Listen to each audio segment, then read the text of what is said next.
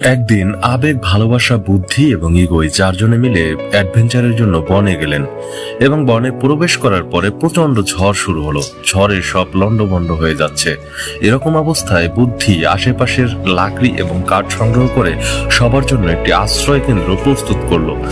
তারপরে সেখান থেকে ইগো সে সামনে যেতে লাগলো এবং আবেগ এবং বুদ্ধি ইগোকে বোঝাতে লাগলো যে এখন তুমি সামনের দিকে যেও না, ঝড় একটু কমুক তারপর তুমি সামনের দিকে যেও।